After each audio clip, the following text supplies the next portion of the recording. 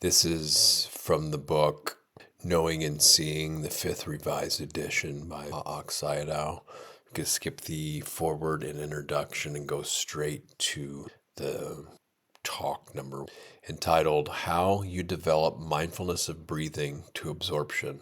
Introduction. We are very happy to have come to Taiwan at the invitation of some Taiwanese monks and nuns who stayed at Pa-Auk Forest Monastery near Malamimini, in Myanmar.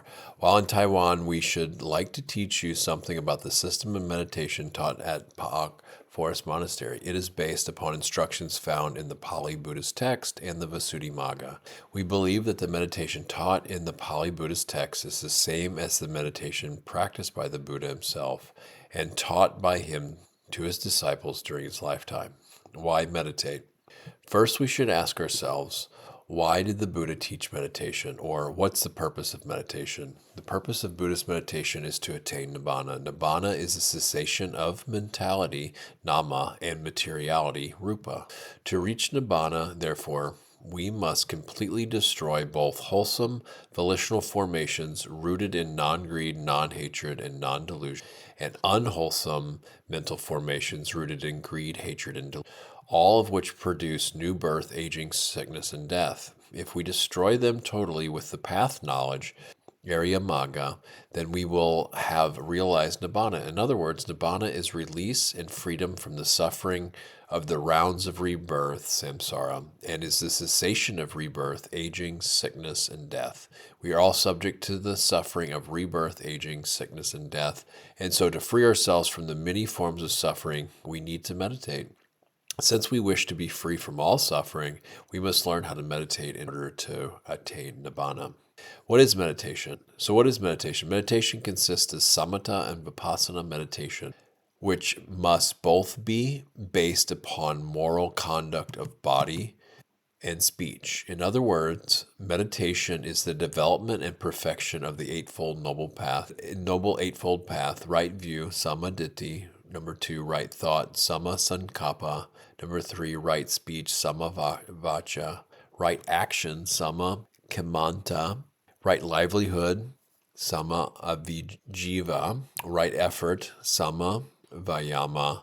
Right mindfulness, samasati, and right concentration, samasamadhi. Right view is 2 types of view, vipassana right view and path right view. Right view and right thought are together called the training of wisdom, panya. Right speech, right action, and right livelihood are together called the training of morality or sila. Right effort, mindfulness, and concentration are together called the training of concentration samadhi, which is samatha meditation. Samatha Bhavana, the Eightfold Noble Path. Now let's look a little bit more at each of the 8 factors of the Noble Eightfold Path. The first factor is right view, samaditi. What is right view? Right view consists of 4 kinds of knowledge. Vipassana knowledge of the Noble Truth of Suffering, which is the 5 clinging aggregates.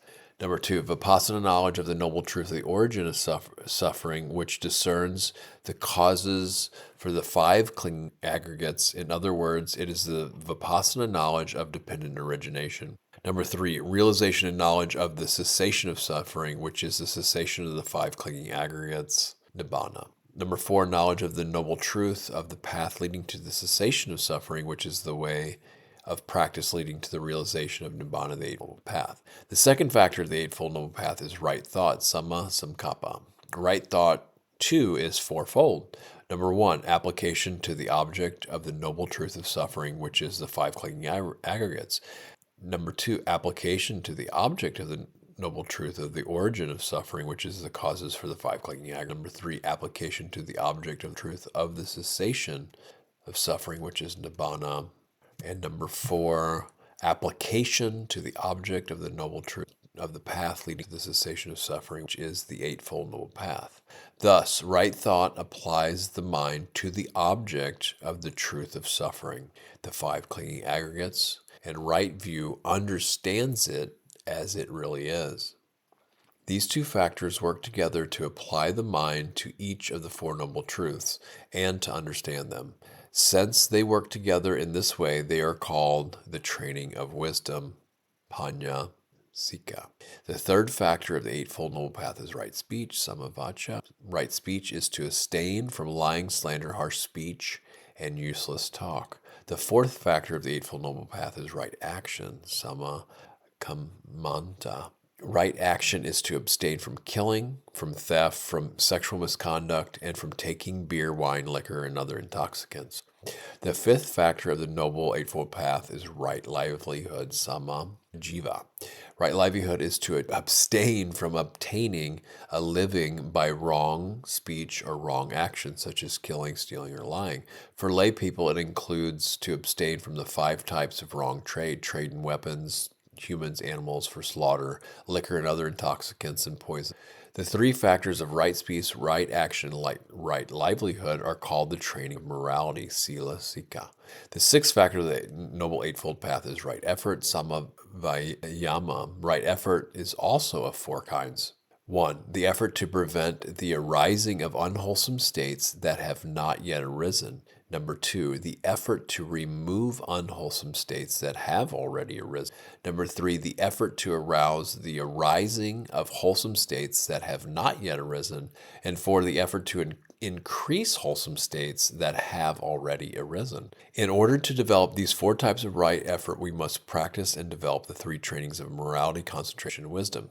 7th factor of Noble Eightfold Path is right mindfulness, samasati. Right mindfulness is also of 4 kinds and 4 foundations of mindfulness, sama satipatthana. Number 1, body contemplation. Number 2, feelings contemplation.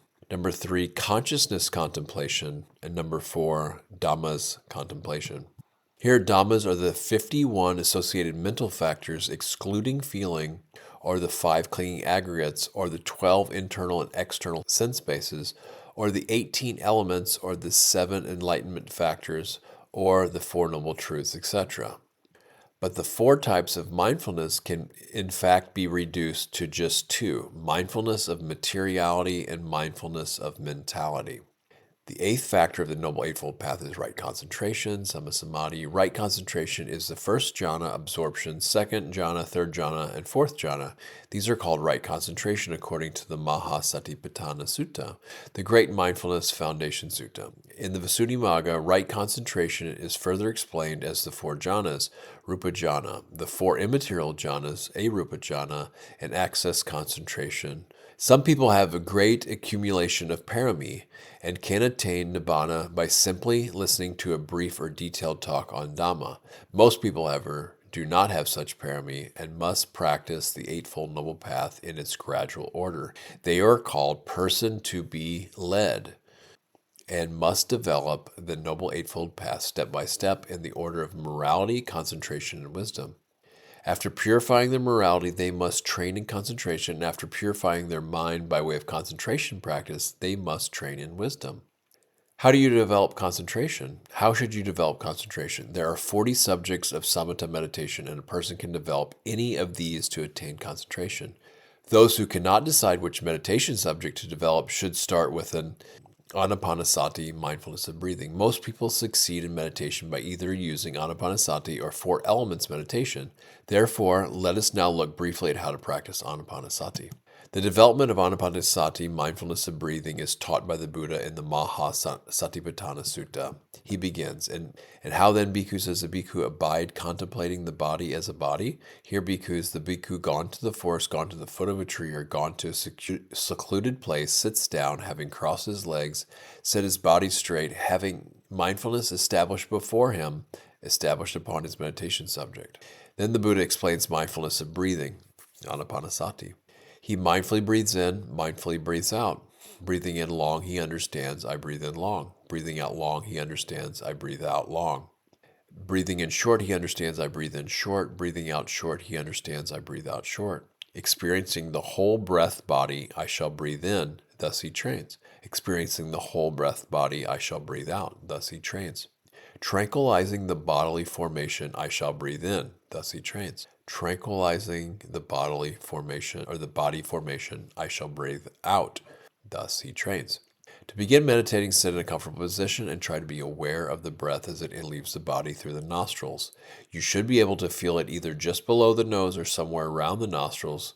That is called the touching point. Do not follow the breath into the body or out of the body, because then you will not be able to perfect your concentration. Just be aware of the breath, the most obvious place it brushes against or touches, either the top of the upper lip or around the nostrils. Then you will be able to develop and perfect your concentration. Do not pay attention to the natural characteristics, general characteristics, or color of the nimita sign of concentration. The natural characteristics are the characteristics of the four elements in the breath: hardness, roughness, flowing, heat, supporting, pushing, etc. The general characteristics are the impermanent, suffering, and non-self characteristics of the breath. This means do not note in-out impermanent, or in-out suffering, or in-out non-self. Simply be aware of the in and out breath as a concept. The concept of the breath is the object of anapanasati. It is the object you must concentrate on to develop concentration. As you concentrate on the concept of the breath in this way, and if you practice this meditation in a previous life and develop some parami, you will easily be able to concentrate on the in and out breath. If not, the Visuddhimagga suggests counting the breaths. You should count after the end of each breath. In, out 1, in, out 2, etc. Count up to at least 5, but to no more than 10. We suggest that you count to 8 because that reminds you of the Noble Eightfold Path which you are trying to develop. So you should count as you like up to any number between 5 and 10 and determine that during that time you will not let your mind drift or go anywhere, but be only calmly aware of the breath. When you count like this, you find that you are able to concentrate your mind and make it calmly aware of only the breath. After concentrating your mind like this for at least half an hour, you should proceed to the first and second stages of the meditation. Breathing in long, he understands I breathe in long. Breathing out long, he understands I breathe out long. Breathing in short, he understands I breathe in short. Breathing out short, he understands I breathe out short. At this stage, you have to develop awareness of whether the in and out breaths are long or short. Long or short here do not refer to length in feet and inches, but length in time, the duration. You should decide for yourself what length of time you will call long and what length of time you should call short. Be aware of the duration of each in and out breath. You will notice that the breath is sometimes long in time and sometimes short. Just knowing this is all you have to do at this stage. Do not note in, out long, in, out short, just in, out, and be aware of whether the breaths are long or short. You should know this by being just aware of the length of time that the breath brushes against and touches the upper lip or around the nostrils as it leaves and enters the body. Sometimes the breath may be long throughout the sitting and sometimes short, but do not purposely try to make it long or short. At this stage, the nimita may appear, but if you are able to do this calmly for about 1 hour and no nimita appears, you should move on to the third stage. Experiencing the whole breath body, I shall breathe in, thus he trains. Experiencing the whole breath body, I shall breathe out, thus he trains. Here the Buddha is instructing you to be aware of the whole breath from beginning to end. As you do this, the nimita may now appear. If it does, do not immediately shift your mind to it, but stay with the breath. If you are calmly aware of the breath from beginning to end for about an hour and no nimita appears, you should move on to the fourth stage. Tranquilizing the bodily formation, I shall breathe in, thus he trains. Tranquilizing the bodily formation, I shall breathe out, thus he trains. To do this, you should decide to make the breath tranquil and go on being continuously aware of the breath from beginning to end. You should do nothing else, otherwise your concentration will break and fall away. The Visuddhimagga gives 4 factors for making the breath tranquil. Number 1, concern. Number 2, reaction. Number 3, attention. And number 4, reviewing. And they are explained first with a simile. Suppose a man stands still after running or after descending from a hill, or putting down a load from his head. Then his in-breaths and out-breaths are gross. His nostrils become inadequate, and he keeps on breathing in and out through his mouth. But when he has rid himself of his fatigue and has bathed and drunk and put on a wet cloth on his chest and is lying in the cool shade, then his in-breaths and out-breaths eventually occur so subtly that he has to investigate whether they exist or not. Likewise, says the Visuddhimagga, the bhikkhu's in and out breaths are gross to begin with, become increasingly subtle, after which he has to investigate whether they exist or not. To further explain why the bhikkhu needs to investigate the in and out breaths, the Visuddhimagga says, because previously, at the time when the yogi had not yet discovered the in and out breath, there was no concern in him, no reaction, no attention, no reviewing to that effect. He knew, I am progressively tranquilizing each grosser bodily formation, the in and out breath. But once he has discerned the in and out breath, there is. So his bodily formation, the in and out breath, at the same time when he has discerned it, is subtle in comparison with what it was at the time when he had not discerned it. Number 1, concern. You pay initial attention to the breath, you apprehend the breath, you advert the mind towards the breath to the effect, I will try to make the breath tranquil. Number 2, reaction. You continue to do so, that is, you pay sustained attention to the breath that way. Do it again and again. Keep the breath in mind to the effect, I will try to make the breath tranquil. Attention. Literally, deciding to make the breath tranquil. Attention is the mental factor that makes the mind avert towards the object. Attention makes the mind conscious of the breath and know the breath. Reviewing. You review the breath. Make it clear to the mind to the effect, I will try to make the breath tranquil. So all you need to do at this stage is to decide to tranquil the breath and to become continuously aware of it. That way you will find the breath becoming more tranquil and the nimitta may appear. Just before the nimitta appears, a lot of yogis encounter difficulties. Mostly they find the breath becomes very subtle and unclear. They may think the breath has stopped. If this happens, you should keep your awareness where you last noticed the breath and wait for it there. A dead person, a fetus in the womb, a drowned person, an unconscious person, a person in the 4th jhana, a person in the attainment of cessation, and a Brahma, only these 7 types of persons do not breathe. Reflect on the fact that you are not one of them, that you are in reality breathing, and that it is just your mindfulness which is not strong enough for you to be aware of the breath. When it is subtle, you should not make the breath more obvious, as the effort will cause agitation and your concentration will not develop.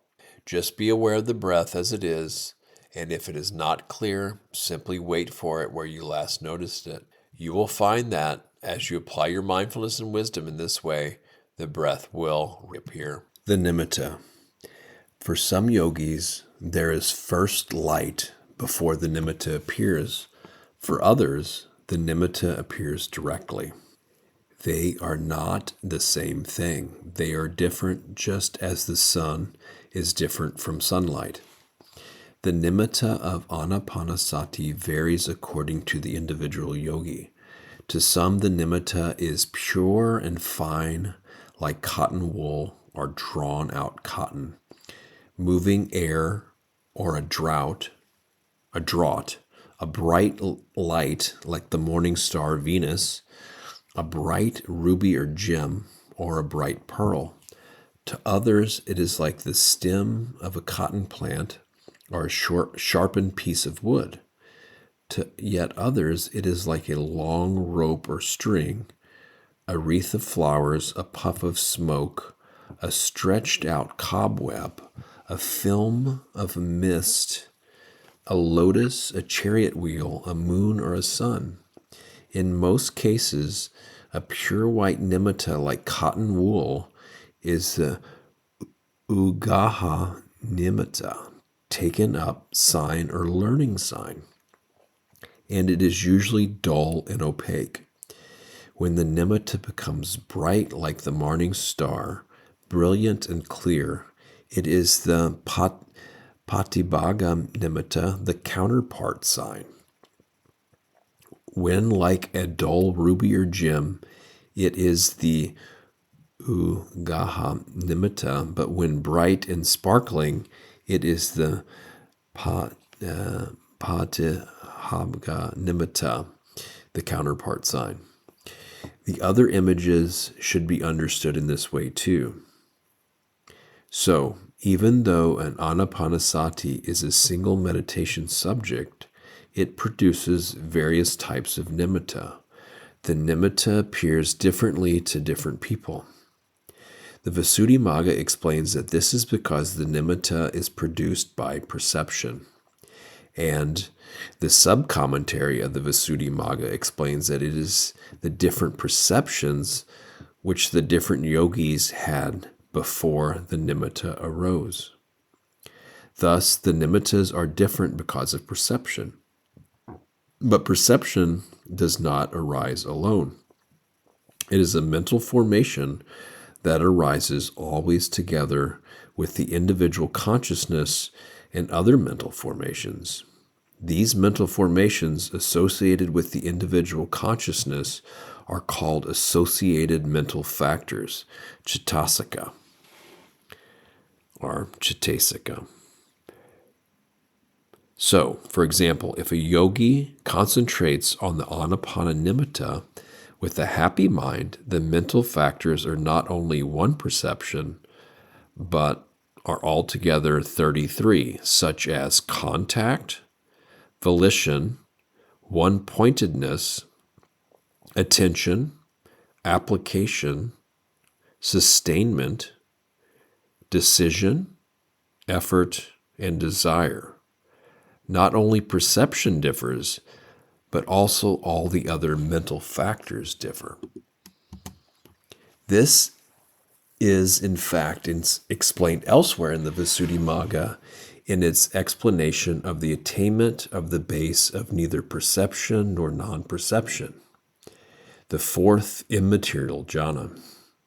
There, the Visuddhimagga explains that the perception in that jhana is very subtle, which is why we call it the attainment of neither perception nor non-perception. But it is not only the perception that is very subtle.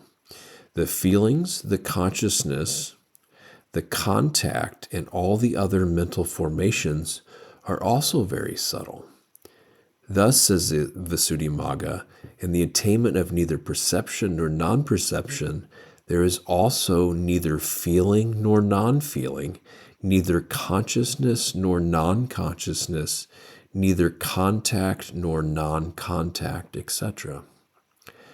So, when the commentaries say the nimittas are different because of perception, they are merely explaining the anapana nimitta from the single point of view of perception in terms of perception, using perception as their example. But whatever the shape or color of your nimitta, whatever your perception of the in and out breath, it is important not to play with your nimitta. Do not let it go away, and do not intentionally change its shape or appearance. If you do, your concentration will not develop any further and your progress will stop. Your nimitta will probably disappear. So when your nimitta first appears, do not move your mind from the breath to the nimitta. If you do, you will find it disappears. If you find that the nimitta is stable and your mind by itself has become fixed on it, then just leave your mind there. If you force your mind to come away from it, you will probably lose your concentration. If your nimitta appears far away in front of you, ignore it, as it will probably disappear. If you ignore it and simply concentrate on the breath at the place where the breath touches, the nimitta will come and stay there. When your nimitta appears at the touching point and is stable, when it appears as the breath itself, and the breath as the nimitta, you should even so continue to concentrate on the breath. You should not pay attention to the nimitta. As you concentrate continuously on the breath and nimitta will eventually become one, and then your mind will automatically fix itself onto the nimitta. Then and only then should you concentrate on the nimitta. As you concentrate continuously on the nimitta, it will become whiter and whiter.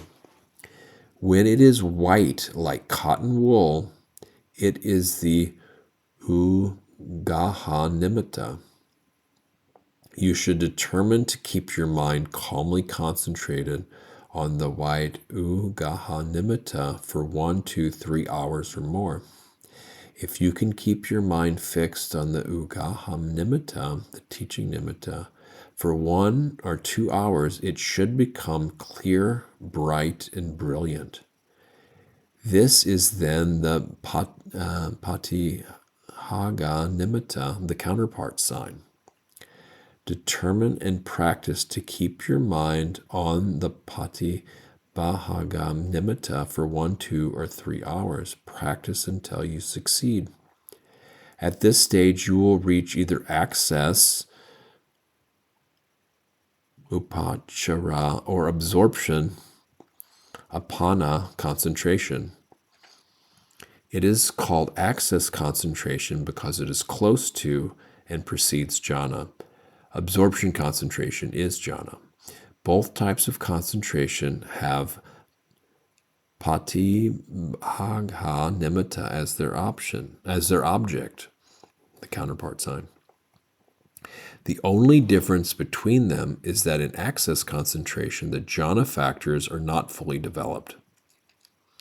For this reason, bhavangas still occur, and one can fall into bhavanga, life continuum consciousness. The yogi will say that everything stopped and may even think it's Nibana. In reality, the consciousness has not stopped, but the yogi is just not sufficiently skilled to discern this because the bhavangas are very subtle. How you balance the 5 controlling faculties. To avoid dropping into bhavanga and to develop further, you need the help of the 5 controlling faculties to push the mind and fix it on the Patibahaga nimita. The 5 controlling faculties are: number 1, faith, saddha; number 2, effort, virya; number 3, mindfulness, sati; number 4, concentration, samadhi; and number 5, understanding, wisdom, panya. The 5 controlling faculties are the 5 powers that control the mind and keep it from straying off the path of samatha, tranquility, and vipassana, insight, that leads to nibbana. If one or more of the controlling faculties are in excess, there will be an imbalance. The first controlling faculty is faith in what one should have faith in, such as the triple gem, or faith in karma and its results. It is important to have faith in the enlightenment of the Buddha because without it, a person will regress from his work and meditation. It is also important to have faith in the teachings of the Buddha, namely the 4 paths, the 4 fruitions, Nibbana, etc. The teaching of the Buddha shows us the way of meditation, so at this stage it is important to have complete faith in it. Let us say the yogi thinks, can jhana really be attained by just watching the in and out breath? Is it really true that the Uggaha nimita is like a white cotton wool and the Patihaga nimita like clear ice or glass? If these kinds of thoughts persist, they result in views such as jhana cannot be attained in the present age, and the yogi's faith in the teaching will decline, and he will be unable to stop himself from giving up the development of samatha. So, a person who is developing concentration with a meditation subject like anapanasati needs to have strong faith. He should develop anapanasati without any doubts. He should think, jhana can be achieved if I follow the instructions of the fully enlightened Buddha systematically. If, however, a person lets his faith become excessive, and here it is faith in the meditation Patihaga nimita, his concentration will decrease. Excessive faith contains excessive joy, piti, which leads to emotions. This means the yogi's mind is disturbed by joyful excitement, and wisdom is unable to understand the Patihaga nimita. Then, because excessive faith has decided on the object, wisdom is not clear and firm. And also, the remaining faculties, effort, mindfulness, and concentration, are weakened. Effort is unable to raise associated mental formations to the Patihaga nimita and keep them there. Mindfulness is unable to establish knowledge of the Pativanga nimitta. Concentration is unable to prevent the mind from going to another object, and wisdom is unable to see the Pativanga nimitta penetratively. Thus, excessive faith leads actually to a decrease in faith. If effort is too strong, the remaining faculties, faith, mindfulness, concentration, and wisdom, will be unable to respectively decide, establish, prevent distraction, and develop penetrative discernment. Thus, excessive effort causes the mind not to stay calmly concentrated on the Pativanga nimitta. This can be illustrated by the case of the Venerable Sona. In the city of Rajagaha, he heard the Buddha teach, and winning faith, he got his parents' consent and ordained. The Buddha taught him a subject for meditation, and he went to the monastery, Siddhavana. He worked very hard, but pacing up and down in meditation with great energy, he developed painful sores on his feet. He had not lied down and slept, and when he could no longer walk, he crawled on his hands and knees. He worked so hard that his meditation path was stained with blood. Even so, he won no attainment and was filled with despair. The Buddha on Vulture Peak Mountain, became aware of his despair and visited him. The Buddha reminded him that when he as a layman played the veena, a type of Indian lute, the lute was not tuneful or playable if the strings were strung either too tight or too loose. They had to be strung evenly. The Buddha explained that in the same way, too much energy or effort ends in a flurry, and too little energy or effort ends in idleness. The Venerable Sona profited from the lesson because not long afterwards, having reflected on the lesson, he became an arhat. To balance faith with wisdom and concentration with effort is praised by the wise. If, for instance, faith is strong and wisdom is weak, a person will develop faith in and respect for objects without use in essence. For instance, he will develop faith in and reverence for objects revered and respected by religions outside of Orthodox Buddhism, such as guardian spirits or protective deities. If, on the other hand, wisdom is strong and faith is weak, a person can become quite crafty. Without meditating, he will spend his time simply passing judgments. This is as difficult to cure as to cure a disease caused by an overdose of medicine. If faith and wisdom are balanced, however, a person will have faith in objects he should have faith in. The Triple Gem commented its effects. He will believe that if he meditates in accordance with the Buddha's instructions, he will be able to attain the Pativanga nimitta and jhana. Again, if concentration is strong and effort is weak, a person can become lazy. If, for example, if when the yogi's concentration improves, he pays attention to the anapanasati Pativanga nimitta with a relaxed mind without knowing it penetratively, he may become lazy. The 5 jhana factors will, in that case, not be strong enough to maintain the high level of concentration, which means his mind will very often fall into bhavanga. But if effort is strong and concentration is weak, however, he can become agitated. When concentration and effort are balanced, he will become neither lazy nor agitated, and he will be able to attain jhana. When a person wishes to cultivate a samatha subject, it is in any case good to have a very strong faith. If he thinks, I will certainly reach jhana if I develop concentration on the Pativanga nimitta, then by the power of that faith and by concentrating on the Pativanga nimitta, he will definitely achieve jhana. This is because jhana is primarily on concentration. This is because jhana is based primarily on concentration. For a person developing vipassana, it is good that wisdom be strong, because when wisdom is strong, he will be able to know and see the 3 characteristics of impermanent suffering and non-self penetratively. Only when concentration and wisdom are balanced can mundane jhanas arise. The Buddha taught that this applies equally to supra-mundane jhanas, which further require that concentration and wisdom be balanced with effort and faith. Mindfulness is necessary under all circumstances because it protects the mind from agitation due to excess faith, effort, or wisdom, and from laziness due to excess concentration. It balances faith with wisdom, concentration with effort, and concentration with wisdom. So, mindfulness is always necessary, as is the seasoning of salt in all sauces, as a prime minister for all the king's affairs. Hence, the ancient commentaries say the Blessed One said, mindfulness is always necessary in any meditation subject. Why? Because it is a refuge and protection for the meditating mind.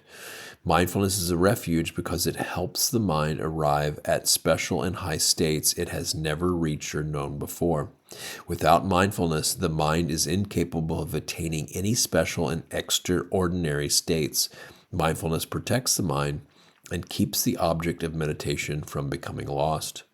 That is why, to one discerning it with vipassana knowledge, mindfulness appears as that which protects the object of meditation, as well as the mind of the yogi. Without mindfulness, a person is unable to lift the mind up or restrain the mind, which is why the Buddha said it is necessary in all instances.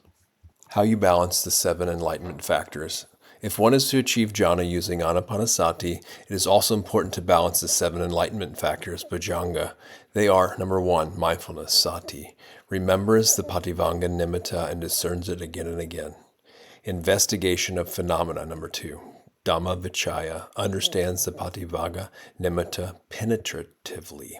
Effort, number 3, virya, brings the enlightenment factors together and balances them on the pativanga nimitta, and especially reinforces itself and the factors of investigation of phenomena. Number 4, joy or piti, gladness of the mind when experiencing the pativanga nimitta. Tranquility, passaddhi, tranquility of the mind and associated mental factors that have the aforementioned nimitta as their object. And number 6, concentration, samadhi, one-pointedness of the mind on the pativanga nimitta. Number 7, equanimity, upekkha, evenness of mind that neither becomes excited nor withdraws from the pativanga nimitta.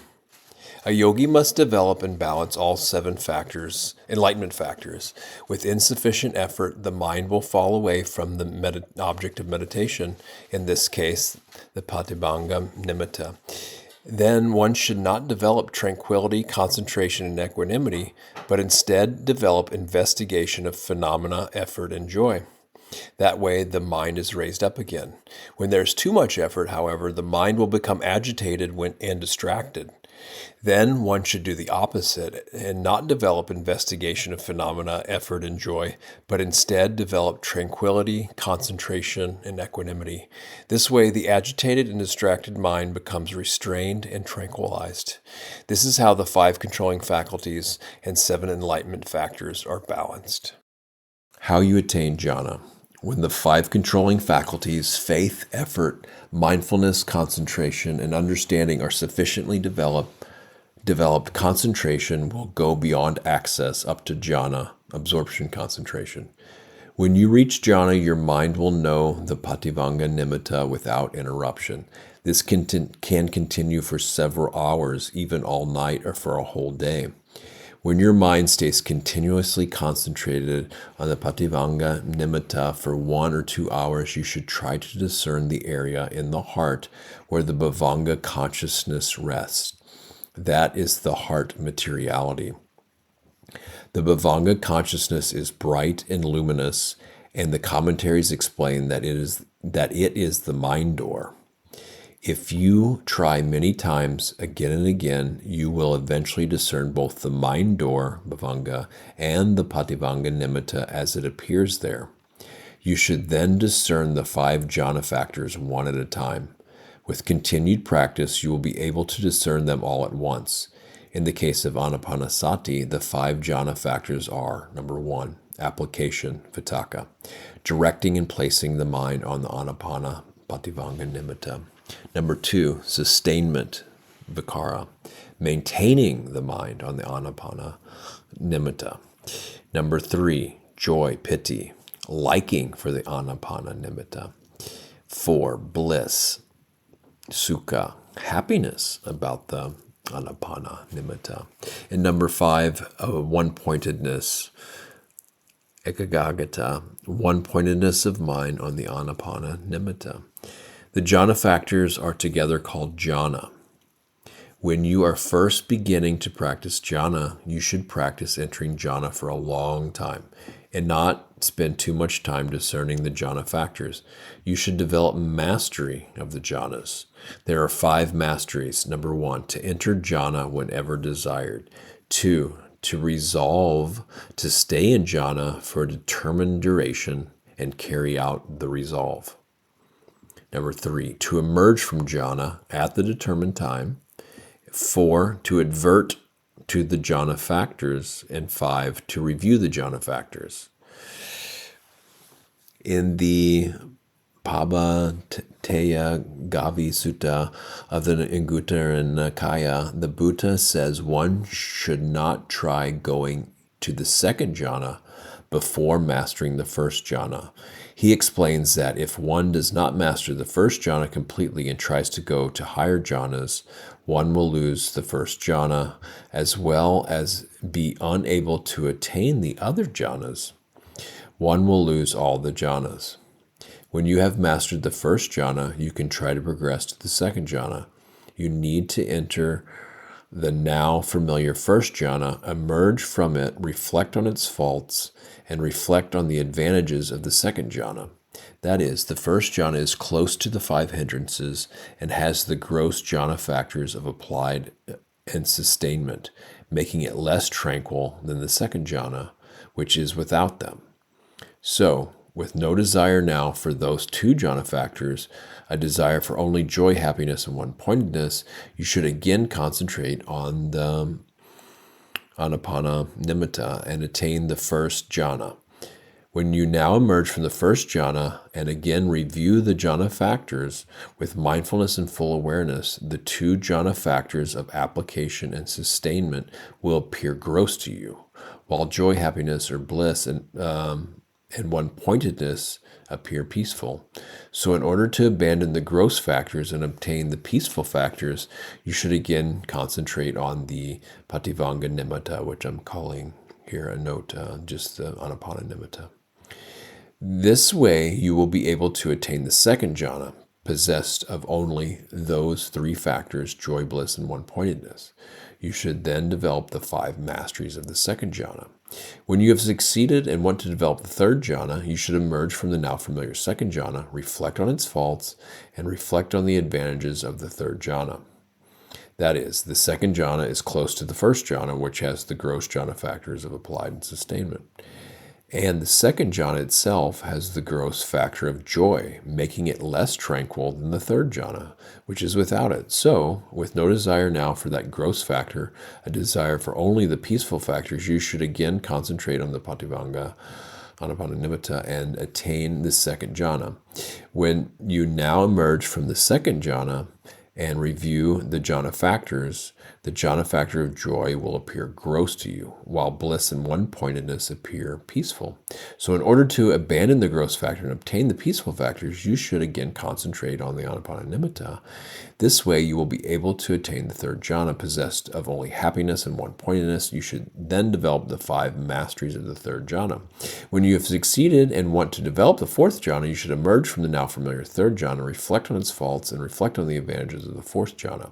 That is, the third jhana is close to the second jhana, which has the gross jhana factor of joy, and the third jhana itself has the gross jhana factor of happiness, making it less tranquil than the fourth jhana, which is without it. With the desire now to attain the fourth jhana, you should again concentrate on the anapanasati nimitta and attain the third jhana. When you now emerge from the third jhana and again review the jhana factors, the jhana factor of bliss will appear gross to you, while equanimity and one-pointedness appear peaceful. So in order to abandon the gross factor and obtain the peaceful factors, you should again concentrate on the anapanasati nimitta. This way you will be able to attain the fourth jhana, possessed of only equanimity and one-pointedness. You should then develop the 5 masteries of the fourth jhana. With the attainment of fourth jhana, the breath stops completely. This completes the fourth stage in the development of anapanasati. This which is tranquilizing the body formation, I shall breathe in, thus he trains. Tranquilizing the body formation, I shall breathe out, thus he trains. This stage began just before the nimitta appeared, and as concentration developed through the four jhanas, the breath became progressively more and more tranquil until it stopped in the fourth jhana. The four jhanas are also called fine material sphere jhanas because they may cause rebirth in the fine material realm. But here we do not encourage you to develop jhanas for the sake of attaining rebirth in the fine material realm, but for the sake of using them to develop vipassana meditation. When a yogi has reached the fourth jhana by using anapanasati and has developed the five masteries, the light of concentration is bright, brilliant, and radiant, and he can, if he wishes, move on to develop vipassana meditation. The yogi can, on the other hand, continue to develop samatha meditation. That will be the subject of our next talk, namely, how you develop samatha meditation on the 32 parts of the body, the skeleton, 10 kasinas, etc. A brief note here that there is a very detailed table called the Jhana attainment process and a subsequent note table on the Jhana attainment process that I'm not going to describe and read here. I'm just going to go ahead to the questions and answers one. Question 1.1. How do we, in the four stages of anapanasati, mindfulness of breathing, decide when to go from one stage to another? Answer 1.1. The Buddha taught anapanasati step by step, long breath, short breath, whole breath, and subtle breath, only for easy understanding. At the time of actual practice, all four stages may occur at the same time. Then, if you can concentrate on the whole long breath and the whole short breath for about 1 hour, then as your concentration improves, the breath will automatically become subtle, and you can change to concentration on the subtle breath. When the subtle breath is long, you should try to know the whole long subtle breath. When the subtle breath is short, you should try to know the whole short subtle breath. If the breath does not become subtle by itself, you should concentrate on it, attention, manasikara, with the decision that it should be subtle. That way it will become subtle, but you must not make the breath subtle on purpose, nor make it long or short on purpose. Just decide that it should be tranquil. In this way, long breath, short breath, whole breath, and subtle breath, all the four stages are included in a single stage. At the early part of the fourth stage, the breath becomes only very subtle. It does not cease entirely. The breath ceases entirely only at the fourth jhana. This is the subtlest stage.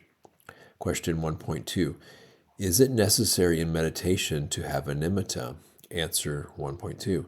In some meditation subjects like anapanasati, mindfulness of breathing, kasina meditation, and repulsiveness meditation, asubha, a nimita is necessary. If one wants to attain jhana in other meditation subjects like Buddha recollection, a nimita is not possible. In loving kindness meditation, breaking down the barriers is called the nimita. Question 1.3. Some say that while practicing anapanasati, mindfulness of breathing, their soul goes out of the body. Is that true, or are they on the wrong path? Answer 1.3. A concentrated mind can usually create a nimita. When concentration is deep, strong, and powerful, then because of different perceptions, different nimittas appear.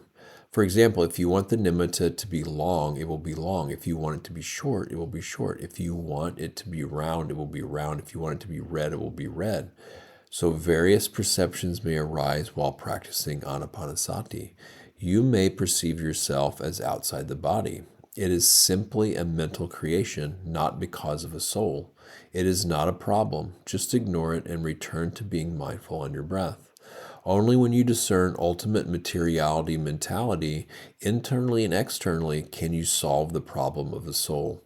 You will not find a soul anywhere. So you need to break down the compactness of mentality and materiality and realize ultimate mentality and materiality. When compactness is broken down with the breaking down into different elements, the non-self characteristic is in its true nature will arise. And that's a translation from a line from the Pali Canon. Or perhaps another source here. No, it's actually from the Visuddhimagga.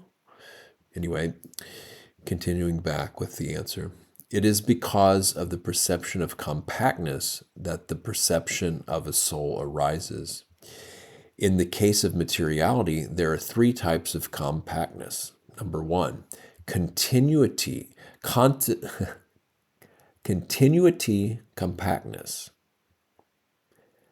or continuity compactness.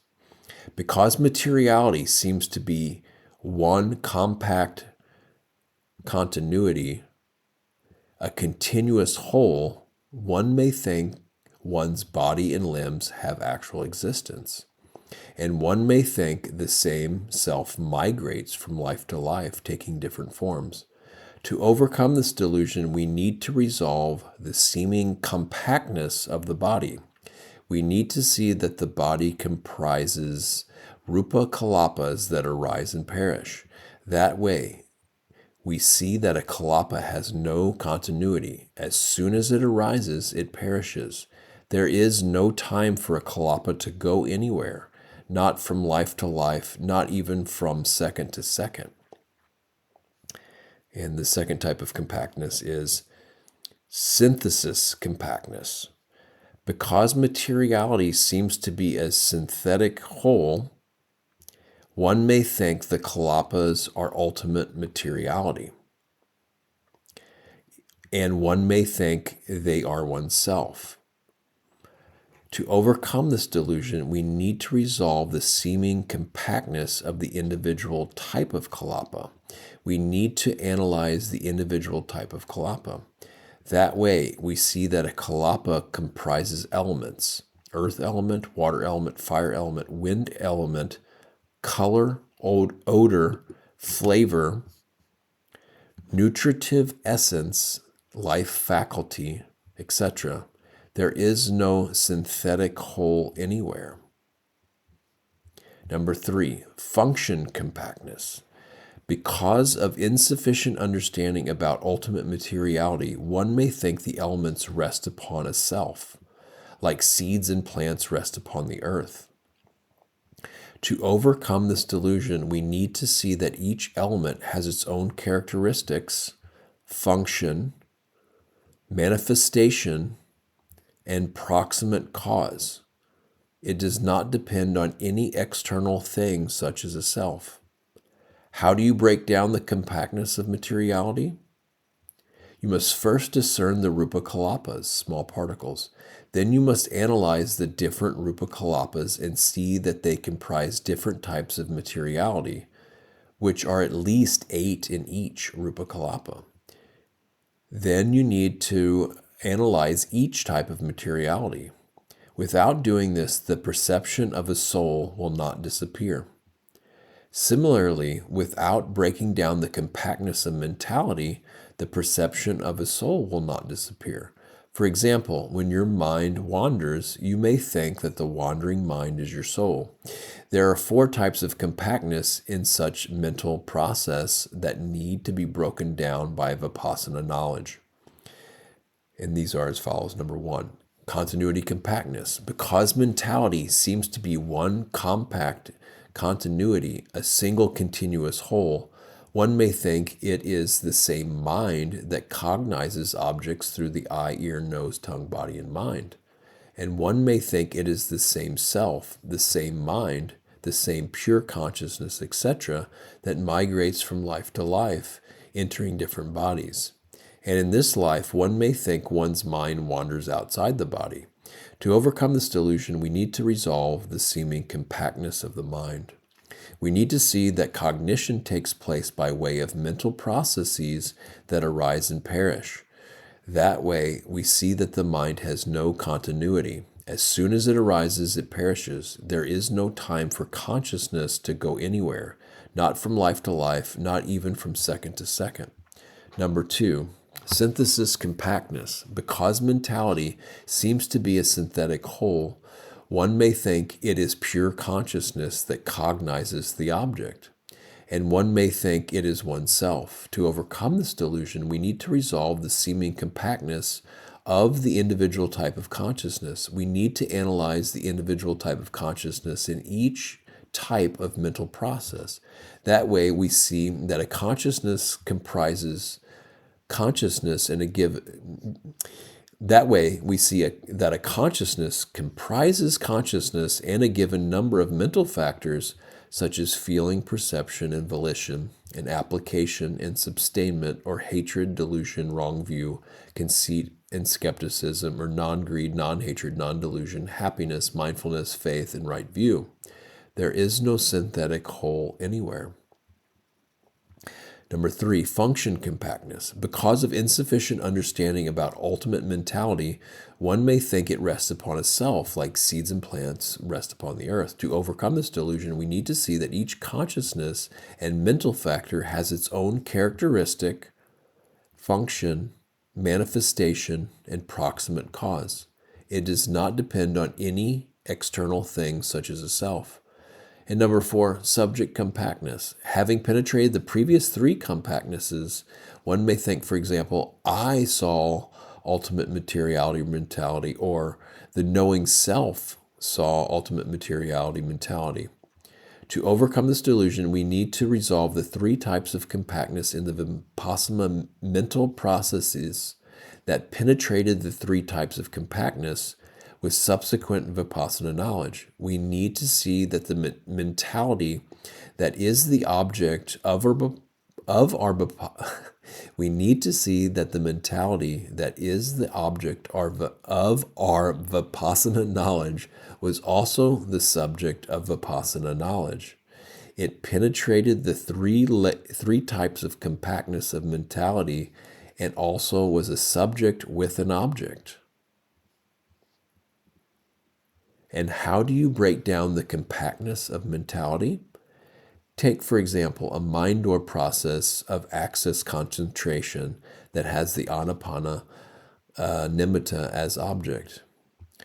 Such a mental process has 1 mind door averting consciousness and 7 impulsion consciousnesses, jhana. In the mind door averting consciousness moment, there are 12 mental formations, and each impulsion moment, there are 34 mental formations. And in each impulsion moment, there are 34 mental formations. If you break down the 4 types of compactness of mentality in this way, you will see only the rapid arising and perishing of consciousnesses and their associated mental factors. With that perception of impermanence, one can no longer think one's consciousness is one's soul, because with the perception of impermanence comes the perception of non-self. As said by the Buddha in the Meghiya Sutta, for those who have powerful vipassana knowledge of impermanence, vipassana knowledge of non-self will also appear clearly. Question 1.4. Where does the anapanasati nimita come from? What makes it appear? Answer 1.4. Most mind states that arise dependent upon the heart base producing breath. Most mind states that arise dependent upon the heart base produce breathing. A real anapanasati nimita comes from the breath.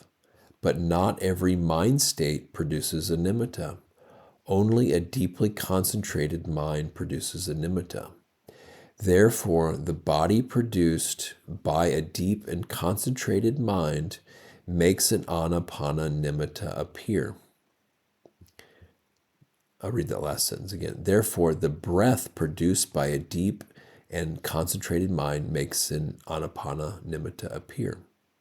If the nimitta is far from the nostrils, it is not a real nimitta. A nimitta may appear because of concentration, but not necessarily the real anapana nimitta.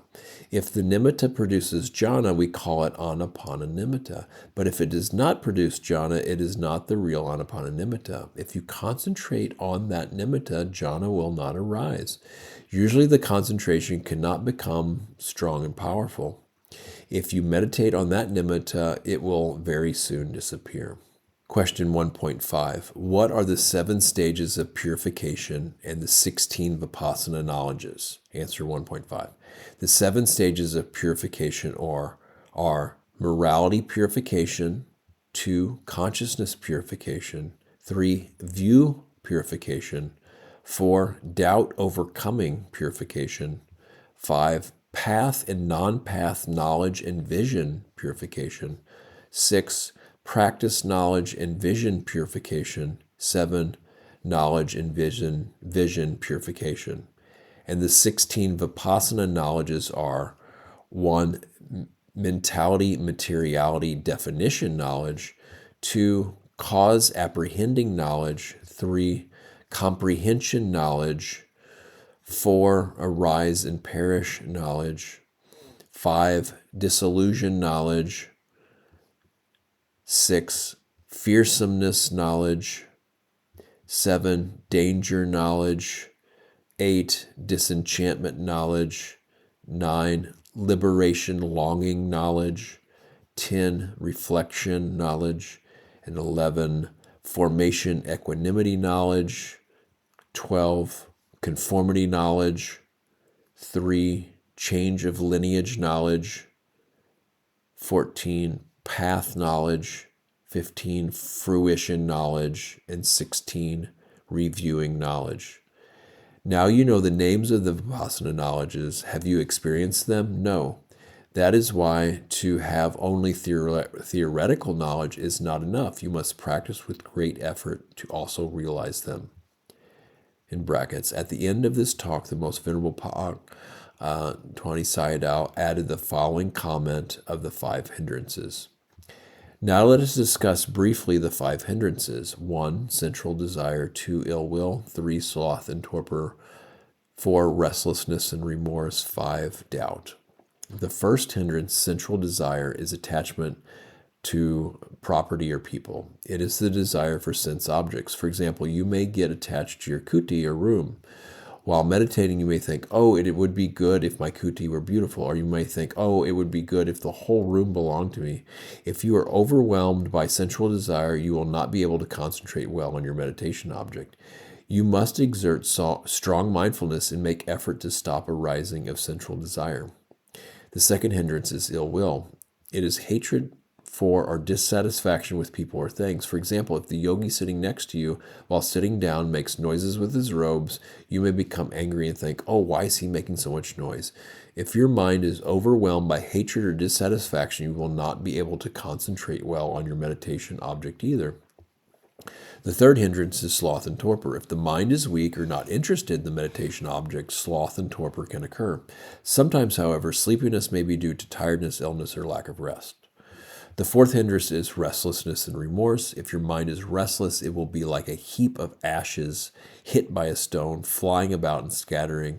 The mind is scattered. While meditating, you must not relax the mind and let it leave your meditation object. If you do, restlessness will occur.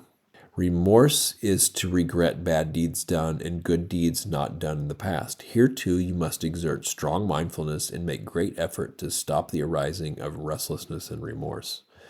The fifth hindrance is doubt. It is having doubts about 8 things. Doubts about the Buddha, Dhamma, Sangha, the 3 trainings, morality, concentration, and wisdom. 5, the past 5 aggregates, which is past lives. Number 6, the future 5 aggregates, which is future lives. 7, both the past and future 5 aggregates, which is past and future lives. And 8, dependent origination, which includes the present 5 aggregates.